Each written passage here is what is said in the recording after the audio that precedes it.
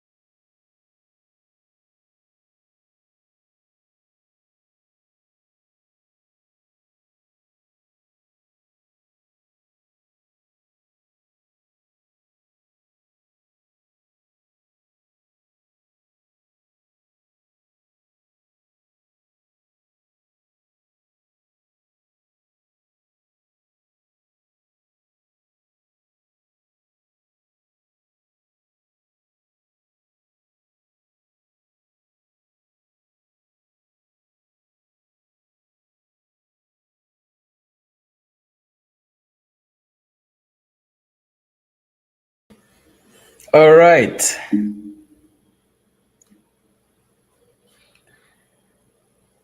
All right. Can you guys hear me? Apologies for the delay. We had some technical difficulties. Just as we were about to start, the camera stopped work. That is life, right? The best laid plans of mice and men, they often go awry. Indeed. All right. So we want to welcome you guys to our first live for the year. Awesome stuff. So let me just put things in place. Share my screen.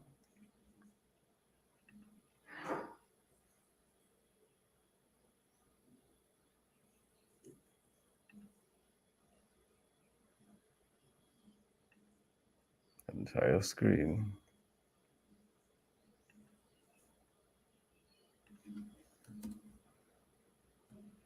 All right. Are you guys seeing this?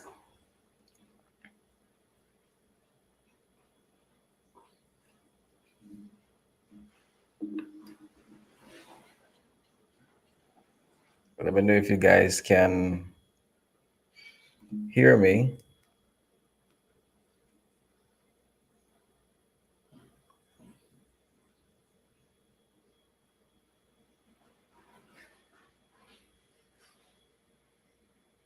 Awesome. Just making sure all is well. Awesome. Yep. All right. So today we're going to be speaking about navigating the pitfalls of social media. Why should we care? Are there actually any pitfalls? Good questions. We're going to dive into it shortly. So, my name is Alvin Brown. I'm the creator of the Manly Man series. And yeah, let's get cracking.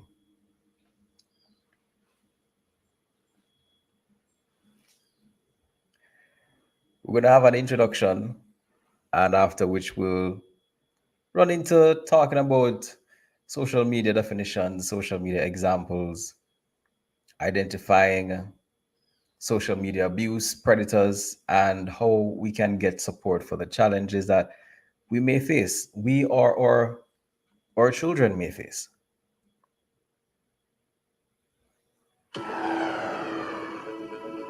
As a brother of three sisters and as a teacher, one of the things I've realized is that a lot of young men do not have positive role models.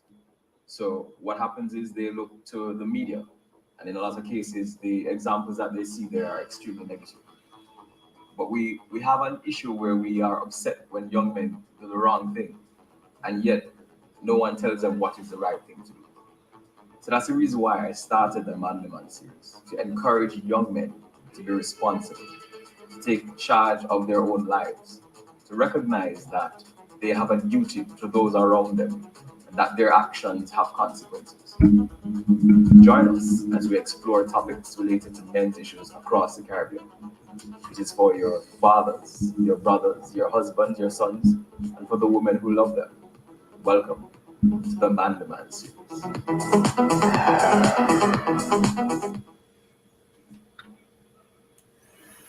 So, in essence, the Manly Man series is a movement that encourages youth, in particular young men, to be responsible members of society.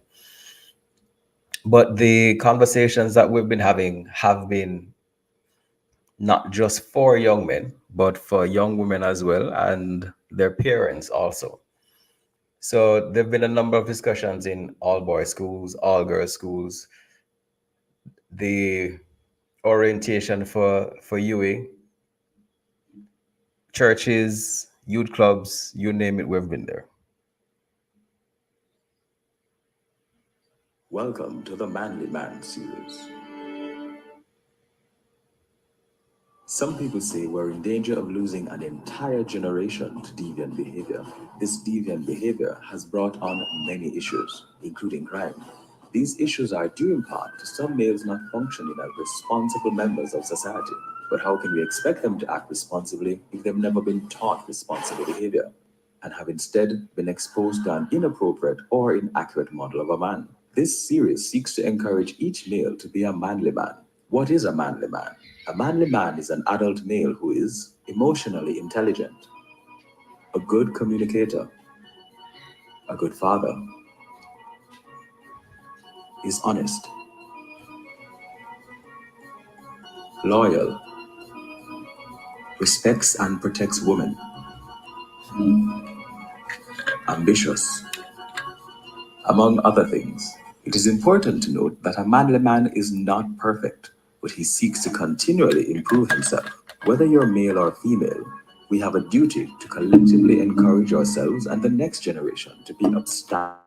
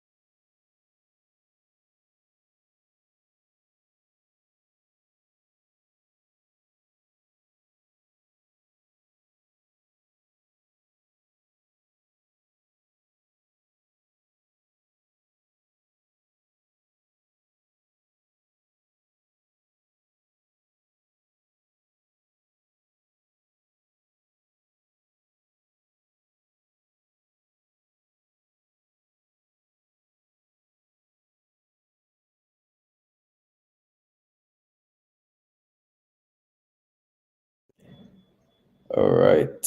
So we're changing cameras. Just testing here. Can you All get? right. All right. So we're changing cameras. Awesome. That's life, right? If something can go wrong, there is a high probability that it will.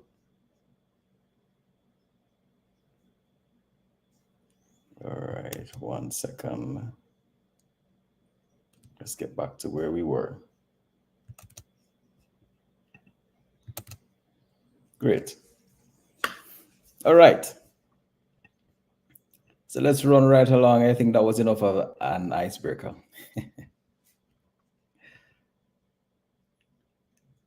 So we're going to get into some interesting conversations. Some of these conversations may make you a little bit uncomfortable, unfortunately. But good conversations have a tendency of having some amount of discomfort, if it helps. Just testing here. All right. So, if it is that we're talking about navigating social media, navigating the pitfalls of social media, the most important thing we need to do is at the beginning, ask the question, what in the world is social media? What is it? What does it look like? We keep using those words, but what is it exactly? Social media is a form of mass media communications on the internet, such as websites for social networking and microblogging, through which others share information, ideas, personal messages, and other content. And this information or this definition comes from Britannica. So that includes, if it is that we sending information and sharing ideas, that does include WhatsApp, that does include Instagram, it does include Facebook, and it includes some others that you probably never heard of before. I stated before, some of the examples are Google, YouTube, which is owned by Google.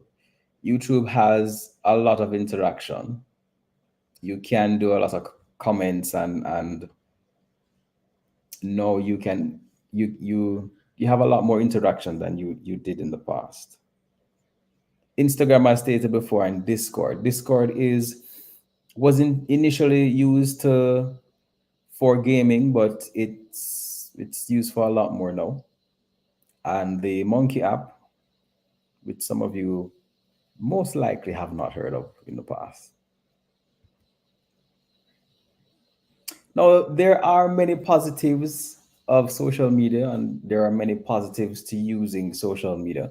It's not a case where, we're saying that social media is all evil. One of the things it does is it allows us to keep in contact with family and friends. Recently when we had a year and something where we couldn't move and go anywhere, we appreciated the power of staying connected electronically. So it helps persons to keep in contact with friends and family. It also helps persons to be aware of current events. Usually, you get the information about what is happening in your environment, in your community, way before 7 o'clock in the night, or in the evening, where you would normally have to wait to get it from the news station. It can also be used in education to make learning a lot more interactive than it traditionally was. It's also a way to generate funds. There are a number of social media influencers. Not all influencers make money, but some influencers do. And that's a good way to generate funds once everything is up and running. It also promotes free learning. So there are a number of ways. And the best example of that is YouTube. You can literally go on YouTube and find basically anything at any point in time that you can learn from YouTube for free.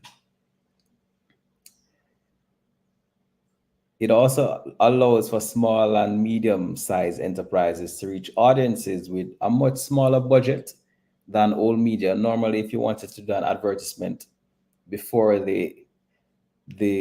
social media was so prevalent, what you'd have to do is you'd have to go to the newspaper. That's the cheapest you'd have to do. So you'd have to do an ad in the newspaper.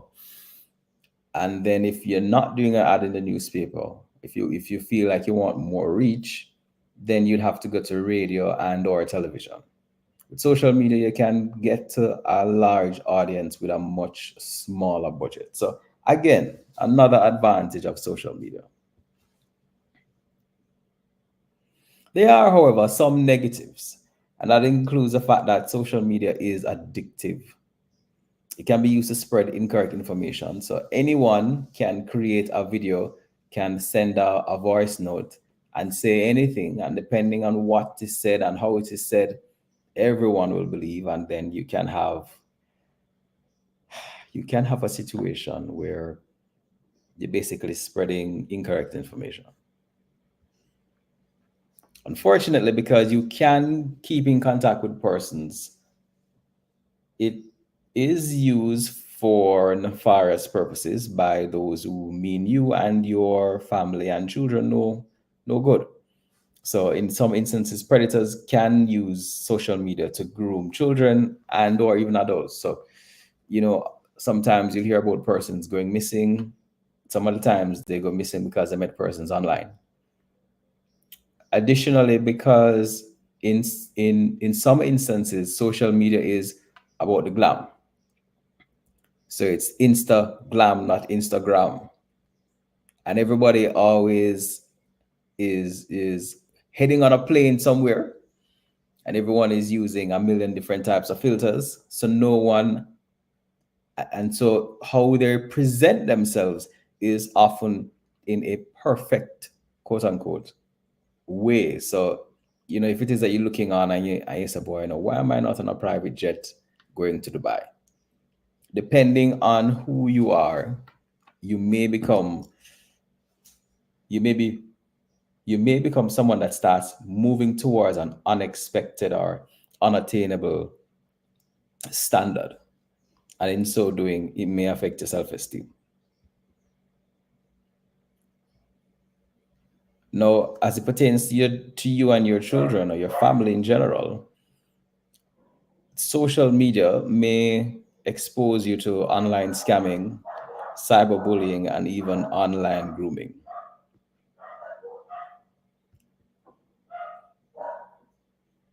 So let's chat a bit about social media addiction. What does that look like? Twitter, Facebook, Instagram, these are weaponized. You have social statisticians and scientists and researchers and people in lab coats, literally best minds of our generation, are figuring out how to addict you to the news. Yes. And if you fall for it, if you get addicted, your brain will get destroyed. And I think this is the modern struggle. Look at how it happens. Social media, they've massaged all the mechanisms to addict you, like a Skinner pigeon or a rat. Video games, another way to addict people. So you have entire large factories of people that are working to addict you to these things, and you stand alone. So the modern struggle as an individual is learning how to resist these things in the first place, drawing your own boundaries, and there's no one there to help you. So in essence, this is Naval Ravikant. I probably destroyed his name. He's a serial entrepreneur, and he made a lot of his money investing in tech companies. In essence, think about it. Facebook, Instagram, YouTube, etc., TikTok, what they do is they want to make money, and they make money from your attention, which means the more of your attention they have is the more information they can get from you, about you, and use that to sell to individuals who want to sell you or who wants to push advertisements on you. So they sell your information, but they gather your information by ensuring that you spend enough time on their platform that they can create a list of things that you are interested in. So here's a question. How many of us wake up in the morning, stretch, and then stretch for our phones and go online? TikTok, Instagram, Facebook, etc. If we are honest, many of us do so Initially, we might just use it to check the time. Nowadays, we don't have we don't have clocks by our bed anymore. We use the phone to check the time, and then when we check the time, realize the time, we might say, hey, I have a few minutes. Let me see what's going on. Start scrolling, and all of a sudden, we wasted, I don't know, 15 minutes. If it is that many of us have this challenge, the question is, how much of a challenge will it be for children who will, since their minds are still being developed, have less self-control as it pertains to their impulses? This is an interesting question, something that we must ponder. We all know someone who spends too much time in front of a screen. But Brad Huddleston says it's not just a pastime. For many, it's a digital addiction. Because there's no stigma with this type of drug. We have stigma against cigarettes. We have socially it's unacceptable to do heroin and cocaine. But we don't have any of that with digital technology. He says taking away screens can lead to anger and aggression. When you look at the brains of people who have gotten addicted to cocaine, their brains you can very clearly see what's going on. When you look at the brain scans of people who have crossed over into digital addiction, those brain scans are nearly identical. He's teamed up with local police and today spoke to hundreds of students about the potential dangers of technology. These kids are in the digital age. They have known nothing else, and they are quite good at being responsible online, but occasionally the mind will take over and they'll do things which they will regret later in life. The World Health Organization recommends kids aged 2 to 4 shouldn't have more than an hour of screen time a day. Brad says he's not against technology, but wants kids and parents to consider limiting its use. Let's filter. Let's not throw everything away, but let's severely filter those things out that are causing digital addiction. Elizabeth Moss, 7 News. So you heard those numbers. They said that children under 12 should be using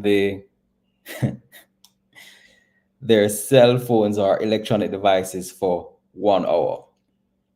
And according to those same authorities, they're saying that teenagers should be using their electronic devices for a maximum of 2 hours. So during the pandemic, when everybody was online, clearly everybody was doing too much.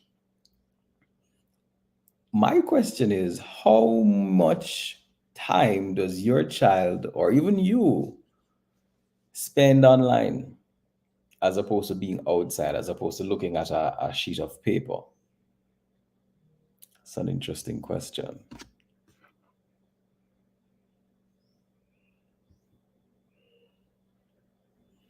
So one of the challenges, if we have children who are addicted, and of course, some of the ways that we can appreciate that something is addicted is the fact we see them become angry, agitated when you take it from them.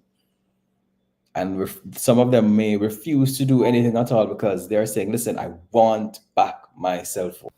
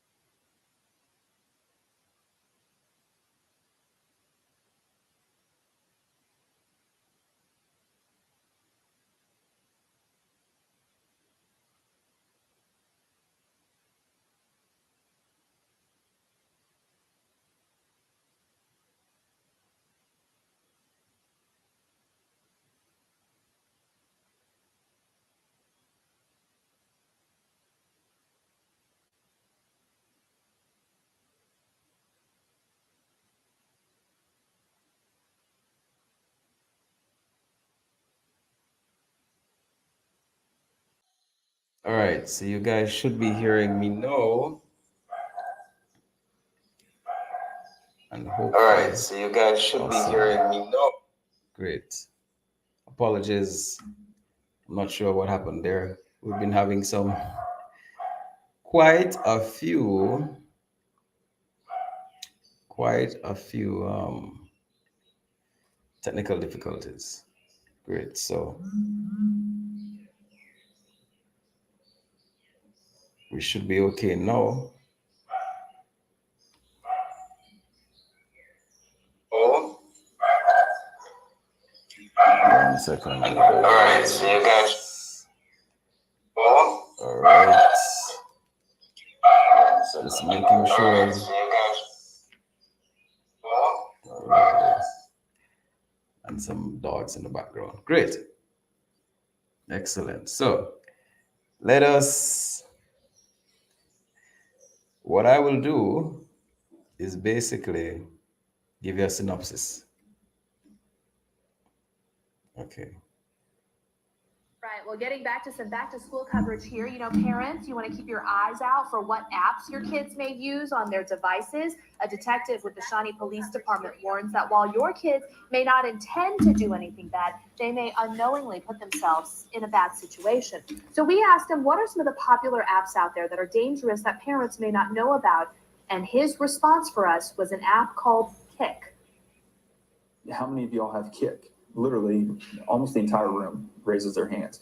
But then when we get to the parents of those children sitting in a room, and we ask the parents, how many of your children have Kick installed on their phone? 2 or 3 hands go up.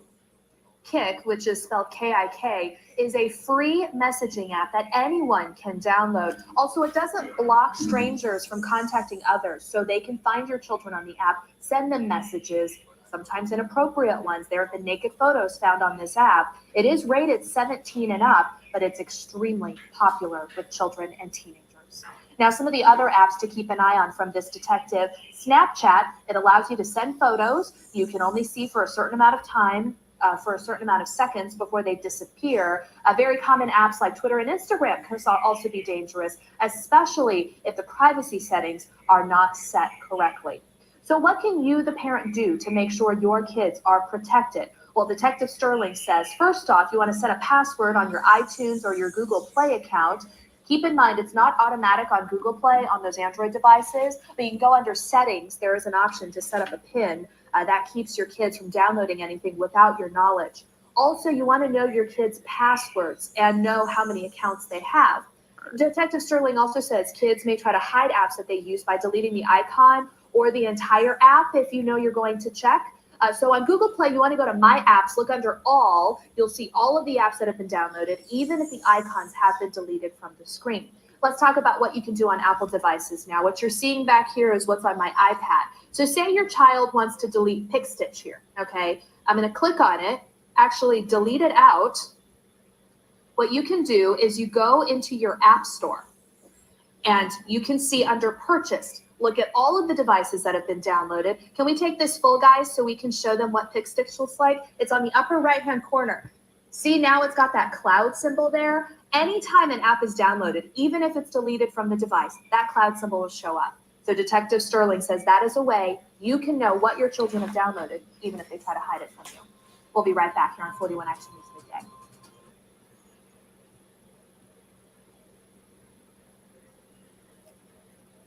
All right, some tips to help make sure that you protect your children.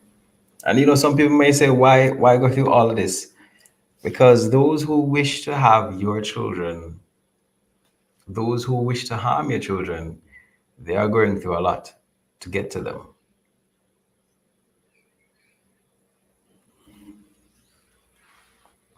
Now, the question is, are you aware of the fact that predators may target your child? I mean, you may be in the Caribbean, but that doesn't mean that there aren't predators out there. And that doesn't mean that there aren't predators in the Caribbean who are using technology to reach out to your children. The question is, do we have discussions with our children about online predators? Do we know how an online predator might try to reach out to your child? A good question to think about.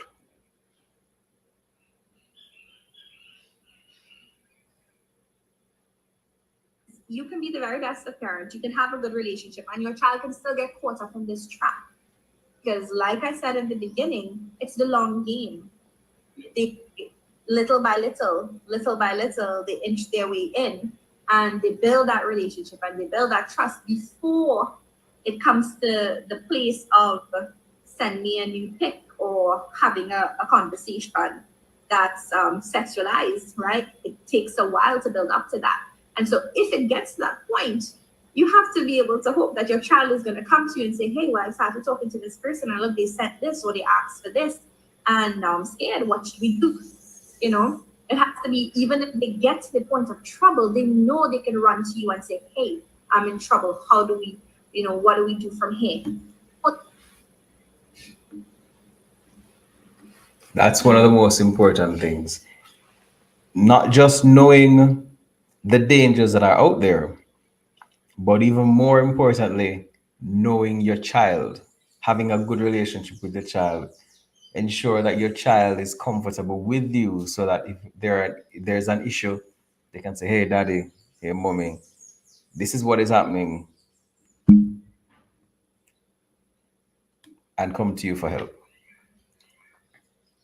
No, scamming. If it is we're talking about social media, we have to talk about scamming. If there is one thing that is constant, apart from tax and weeds, these days it's the scammers. A recent article in the Trinidad Guardian. Sorry, wrong one. What's this Guardian? No. Yes. I can't remember. One out of the two. Is it the Guardian or the Express? Anyway, a recent headline in the Trinidadian newspapers was over 1 million TSTT customers' records on the dark web. Of late, across the Caribbean, excuse me, across the world, actually, we've been seeing a lot of hacks, a lot of hackers taking information, posting it on the dark web, or having ransomware. These things most likely will continue because information is money. Because information can make you make money from those whose information you have. In some instances, you may have persons getting your credit card information, may have persons getting your address, driver's license number, passport number, very sensitive information that you might not want. So, your child or you, based on the interactions, whatever they're clicking, etc., may open them to, or you and them, to being attacked by scammers. As you can see it from this case, the persons whose information went on the dark web didn't even connect with any scammers per se, but they had their information on a server which was unfortunately hacked.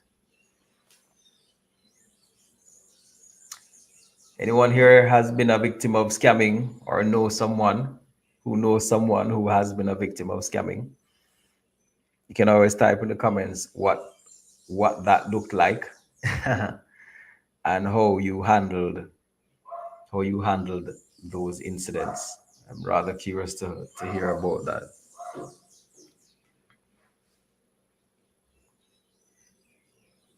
So some of the ways that we can protect ourselves from online scamming is not giving your child your phone. Sometimes the child is there and they're like, no, daddy or mommy, can I borrow your phone? They have access to other types of entertainment. They don't need your phone because your phone will have your bank account. Your phone will have access to other sensitive information.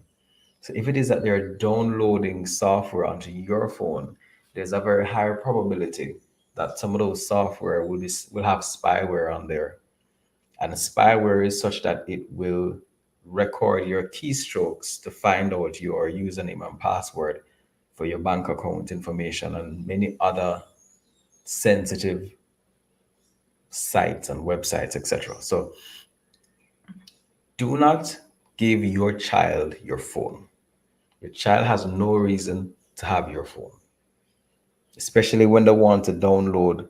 They'll download a million different games, but they will be interested in the excitement of the game, and you will forget to check what software has been downloaded. And remember, nowadays no one even reads the terms of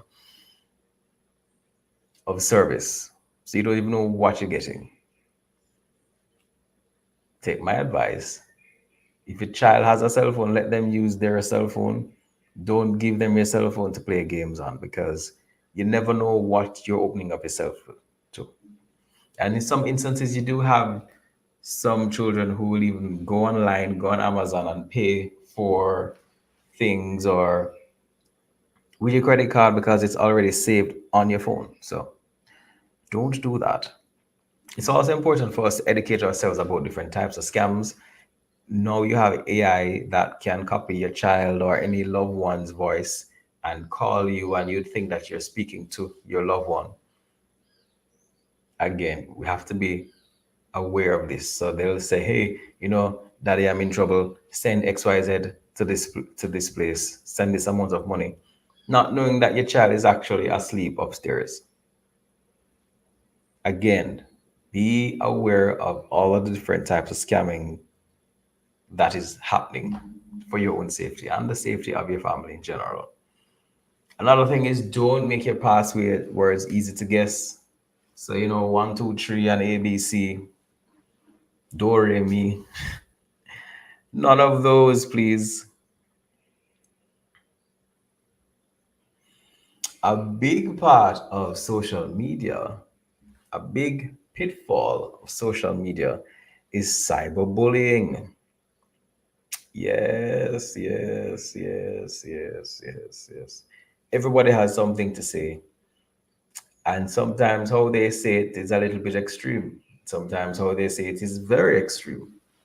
Sometimes they're telling you all sorts of stuff, telling you to kill yourself. They're sending threats of all shapes and sorts and all shapes and sizes, right? That's the terminology. So we have to be careful. This is a huge one for both adults and children. Welcome to the Manly Man series.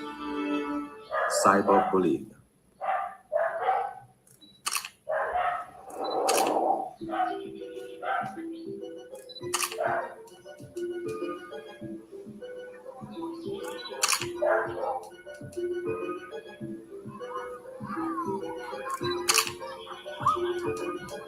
Words have the power to build up or tear down.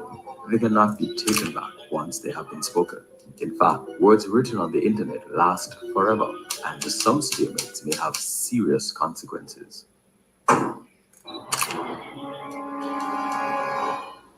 Be responsible. Be respectful. Be a man, a manly man. Unfortunately, there is a lot of cyberbullying going on in general for not just children but adults. And now we have jail time for persons who have been found guilty of cyberbullying. So one of the newspapers in Trinidad and Tobago spoke about an individual who got 6 months in jail for cyberbullying. Well, they were liable to pay the $2,000 or spend 6 months in jail. And in this case, I believe we have instances of persons who have been charged, have been found guilty, and have been penalized accordingly. Some of us might think, well, my son, my daughter, they're not having that issue. Well, yeah, 2018 article in the newspaper in Jamaica, the Gleaner, stated that the result of the poll, which was conducted between October 11 and 25th, and captured the responses of 592 youth between the ages of 13 and 29, saw 61% responding no to the question, have you ever been cyberbullied?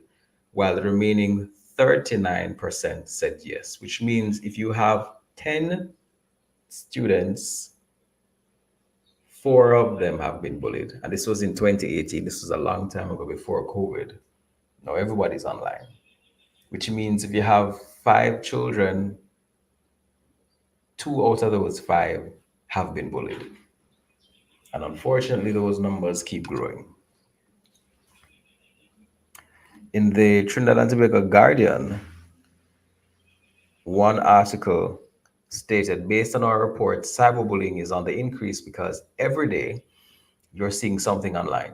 Students have received reports of threats online via text messages from other students. We also have students who know how to break into another student's account. This is pretty important because in some instances, your child may be at school, they may leave their cell phone out, or they may have logged into a computer, and someone else will either watch them put in their password, go back and log in, and then send suggestive videos or post things from their accounts. So you have to make sure your child knows about the dangers of not securing their cell phones or any device that has their login. In other instances, they target other students by circulating sexually suggestive photos. By the way, there is a software, an AI software, that you can put different persons' faces on nude pictures. Again, something that you're probably not aware of, but they are present, and your children, unfortunately or fortunately, are definitely in tune to these things, and they may be the subject of bullying. In fact, unfortunately, they may also be the perpetrators of bullying. And so we have to make sure they understand that they can get in trouble, that it is something that affects others negatively, and reduce the probability of them being a victim or a perpetrator.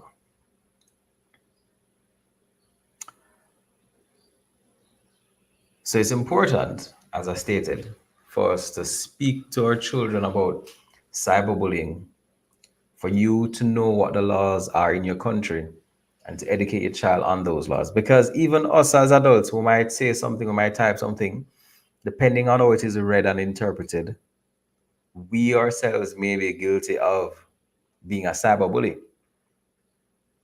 You might say to yourself, I'm just speaking my mind.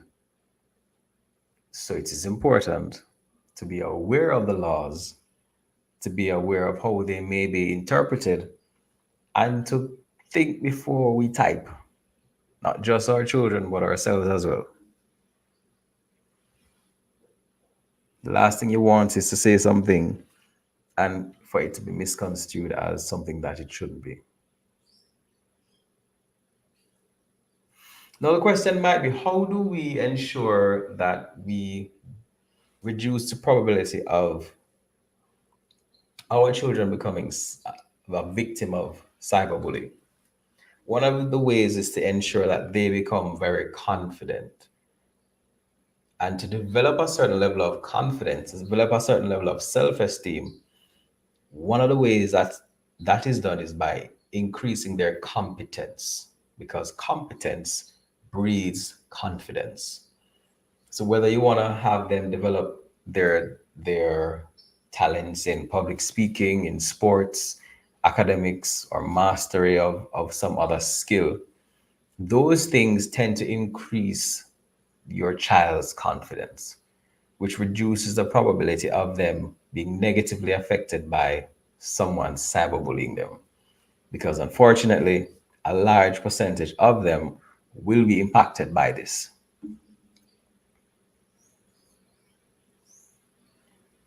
But for that to happen, for us to promote that confidence, we have to know our child's strengths and weaknesses. We have to believe in them. And we have to tell them how proud we are when they do well and challenge them with new experiences.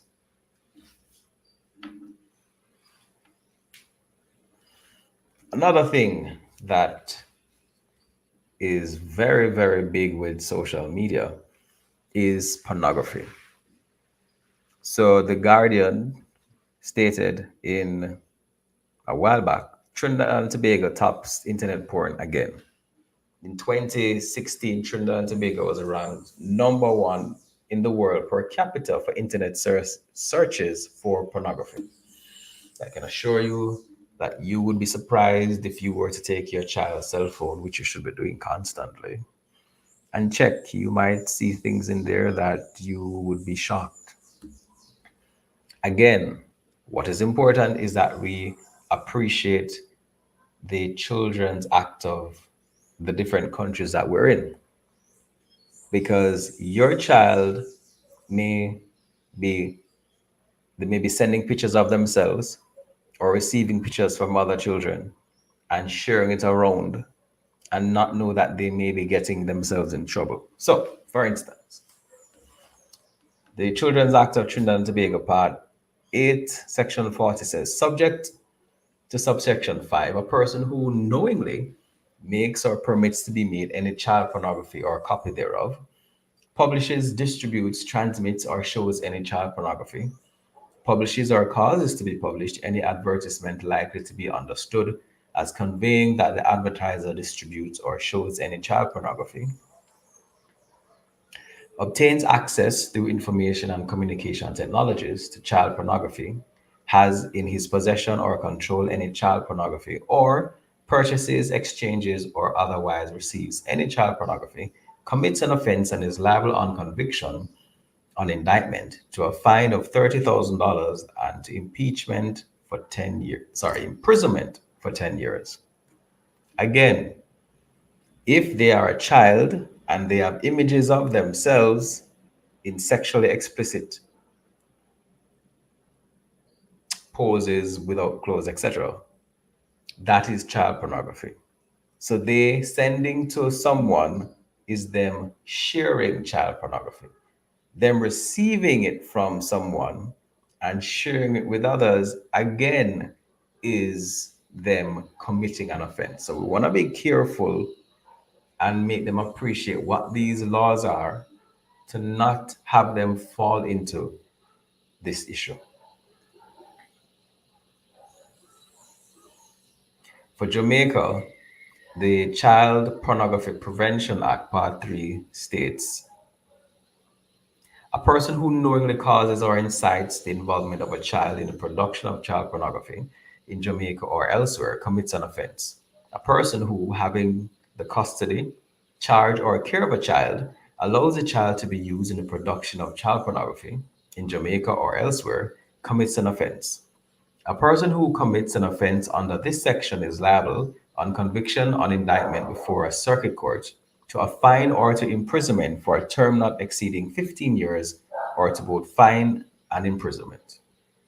So again, it's important that persons are aware of what the different laws are regardless of the country that you are in.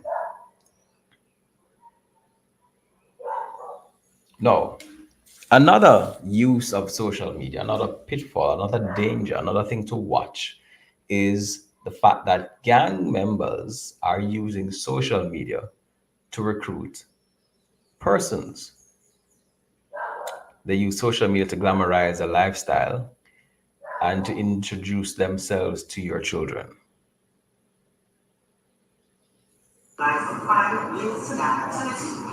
CRB said that they have received credible intelligence that gang leaders of the 6 and 7 gangs from Trinidad and Tobago may have visited St. Lucia in an effort to exert influence over local youth and recruit them into violent gangs. We are the community relations branch. We are concerned about a particular phenomenon that we believe parents need to be aware of.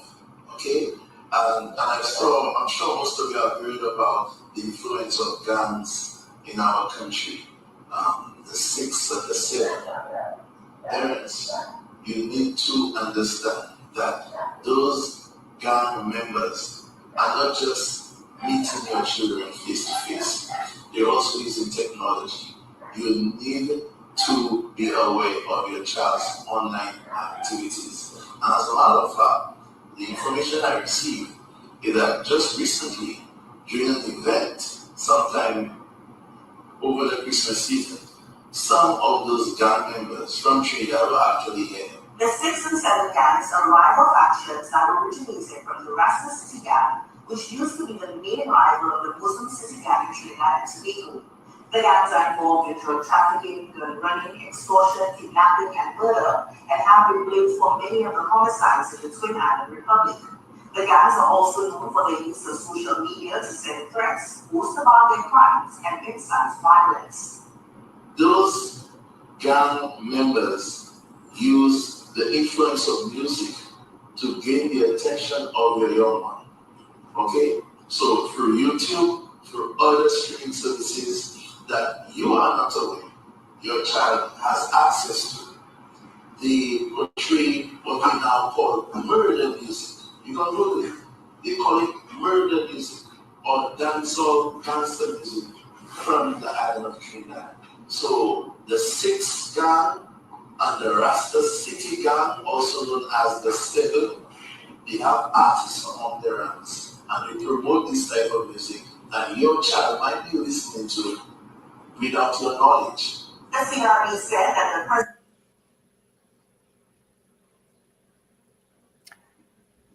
How many of us are aware of the fact that gangs are now using social media? Remember when ISIS just came out, and ISIS also used social media. I don't mean the ISIS gang, I mean the ISIS in the Middle East. So social media has now become a recruitment vehicle for everyone. As stated in the video, you need to be aware of your child's online activities. Need. Now, for this to happen, you need to have rules. There needs to be structure in how your child operates their device. So you need to speak to your child about those rules, explain why those rules are present, make sure the rules are clear, and make sure that the consequences to breaking those rules are also clear. And don't just threaten them, but make sure that you follow up with the repercussions of those. And it has to be fair and seem fair as well.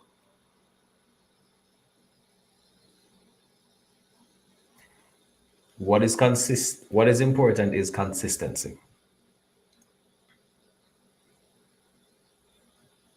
Again, everything that we spoke about is cemented by the importance of us knowing our child, knowing your children. Because when you know your child, then when you have a good relationship with the child, then they are more likely to speak to you about whatever issues they have. Once you know your child, then you know the strengths and the weaknesses, and you can then adjust accordingly. It's never a one size fits all. It's all about who your child is and what are the things that you have to put in place. So we have to be intentional. Very, very important. Now, another thing, we spoke about the persons trying to groom individuals. We spoke about persons trying to scam individuals. We spoke about a number of things. And we spoke about confidence and developing confidence. Another thing that is important is developing their emotional intelligence, which is part of and parcel of developing confidence. Or rather, if you have emotional intelligence, you have a tendency of having a certain level of healthy confidence. What is emotional intelligence to you? How would you describe it, and give us a men's perspective? All right, so emotional intelligence is I would say that there are different stages, and the best way to break it down would be in this sense. So, emotional intelligence is understanding feelings and understanding the things that affect feelings, whether those feelings are yours or others. So, if it is that we're looking on the different levels of emotional intelligence, a good way to look at that is by just imagining the different levels of school. So, you remember when you were a child, you were 6 or 7. You know when daddy and mommy is in a good mood. When daddy and mommy is in a good mood, the best time for you to ask them for something. So that's like primary school level of emotional intelligence, understanding if someone else is in a good mood and knowing that it's a good idea, it's a good time for you to ask a favor from that person. Then we'll move on to high school. In high school in Jamaica or in Trinidad or anywhere else, if you have a group of boys there and they're giving ping-pong or they're giving old talk to one of the friends, it's because they know what buttons to press. They know what are the things that the person doesn't like, and they know if they're troubling them about the height or the size of whatever, something that will annoy them. So that they do it out of fun. That is another level of emotional intelligence, being able to press someone else's buttons, knowing what they like and they dislike. Yes. So now we'll move to another part. The Bible says that we should take the log out of our eyes before we take the speck out of our neighbors. It's easy for us to see theirs and not necessarily see ours. So let's say that we're going into university level now, and we're now capable of seeing that and understanding our own emotions. So that we are capable of saying, all right, I'm annoyed, I'm upset, but I'm annoyed and I'm upset because of the fact that I haven't slept as yet, or I haven't slept enough, or I'm hungry. There's a term, being hungry. So that's another level of emotional intelligence where you are now able to understand that your feelings are affected by external stimuli. Right. And then you move on to, let's say, the master's level, where you're now capable of recognizing your triggers. What are the things that get you upset, apart from just being hungry or angry? It might be a case where you have had a particular experience, and that particular experience causes you to snap, causes you to lash out to persons. It's another level. And then you move on to the PhD level, where you are able not only to understand your own emotions, recognize that you're not yourself when you're hungry. There's a sneaker advertisement like that. Not just being able to recognize that there are triggers that will cause you to react in a negative manner, but being able to self-soothe, to take yourself off that edge. Yeah. So those are a number of levels of emotional intelligence. Okay.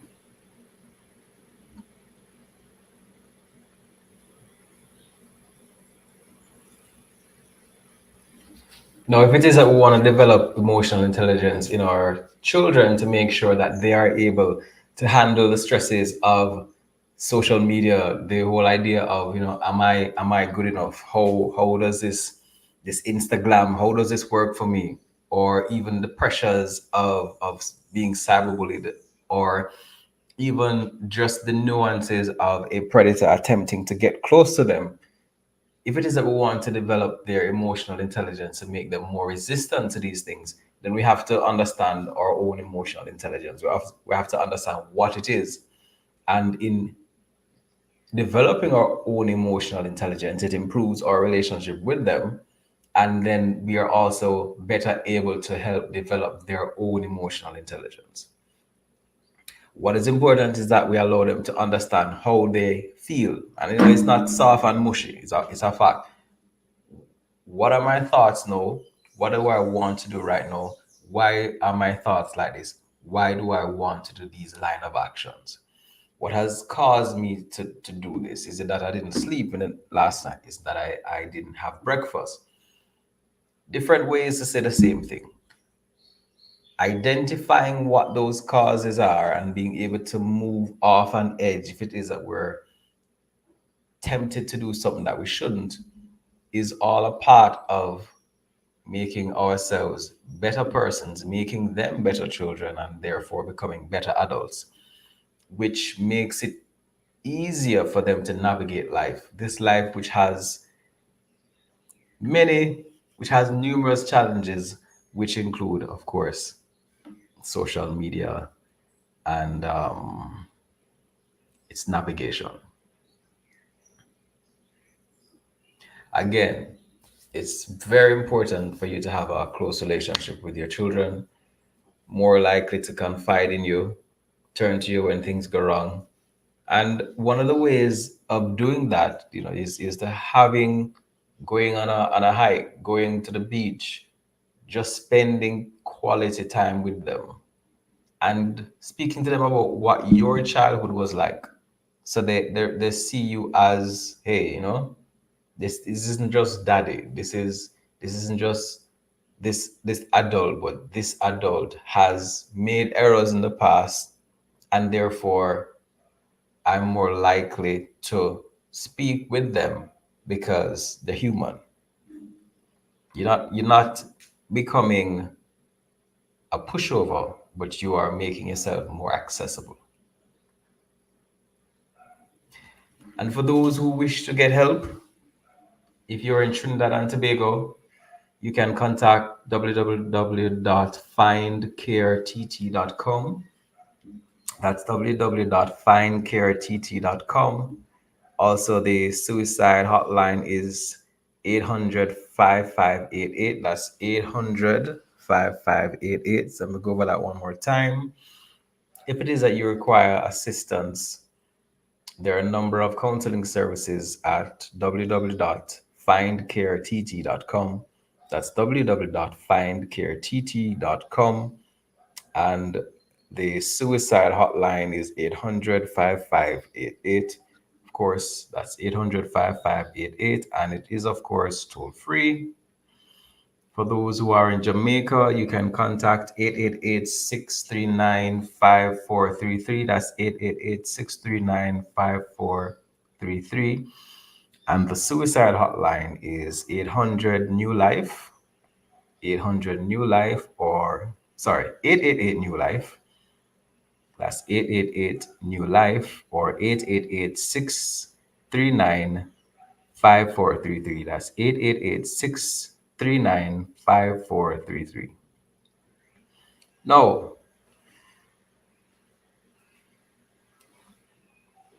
any questions?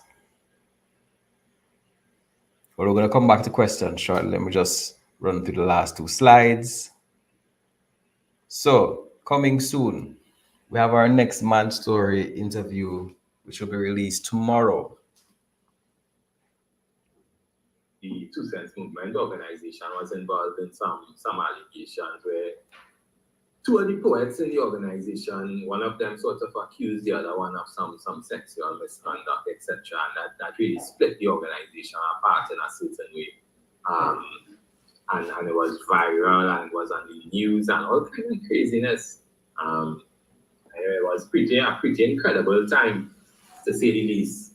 And just seeing all that vitriol against the organization, it have worked hard to develop and it have seen perform so many good things.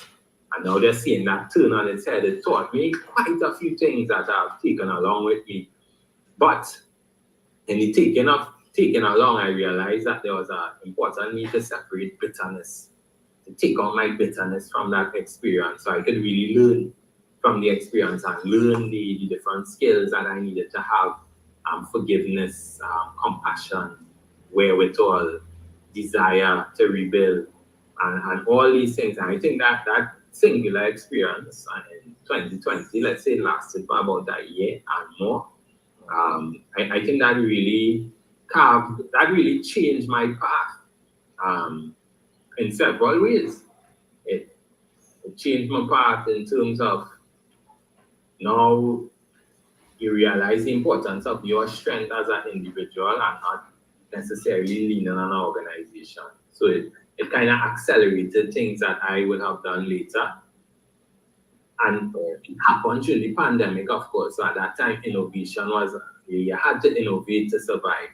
So those two things happening at the same time, I think it was sort of divine intervention. As rough as it might have been in the moment itself, looking back at it now, I could say, yeah, but I really went up another level from there.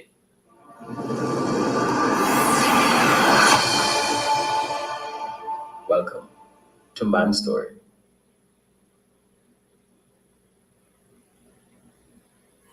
All right, so you're gonna learn more about a boot camp that we're gonna be having very soon for single parent mothers and their sons.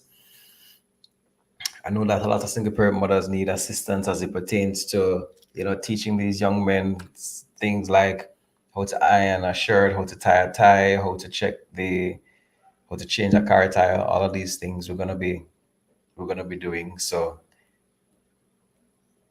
soon. We'll be getting some more information about that. And for our next live,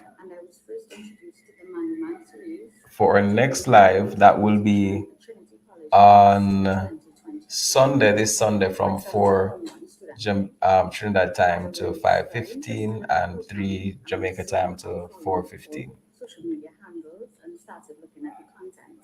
No.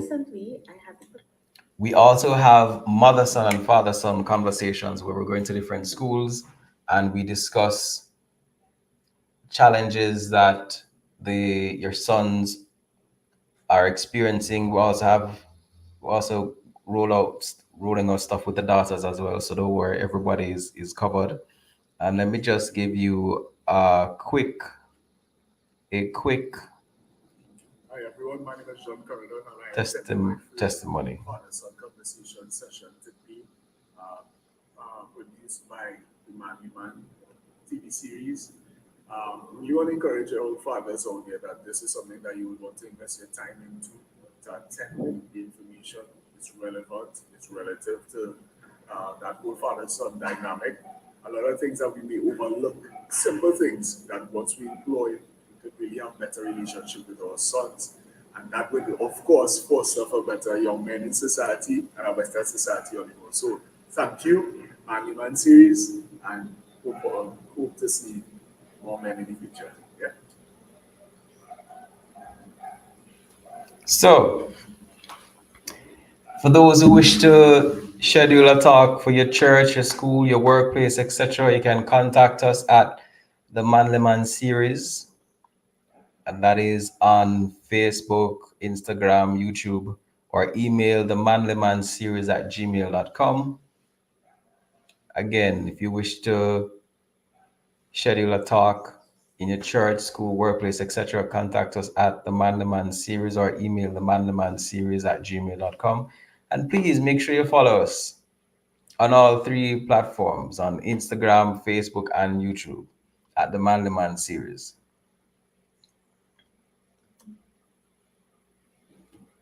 All right.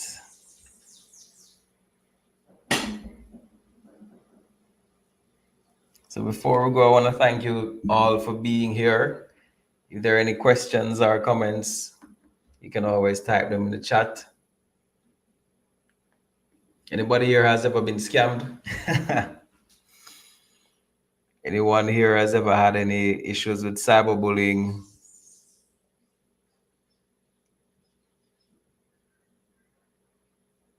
Apologies for the issues with the audio earlier.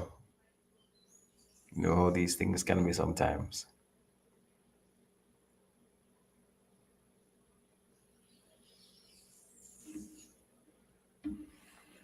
All right.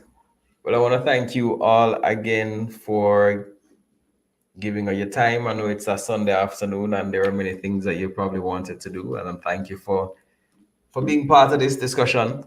It's important for us to remember that those children, they are ours, and you know,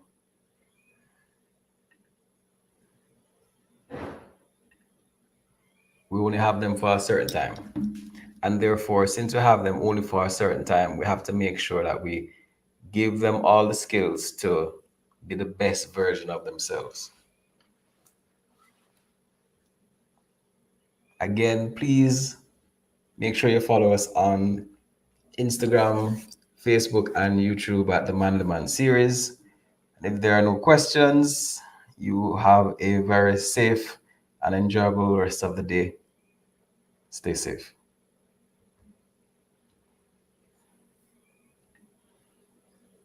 I'm seeing one message here. Brian says, thank you. Let me see. Brian says, thank you for sharing valuable information. Blessings. Thanks for the positive feedback, Brian. All right. Everyone have a good day. Take care.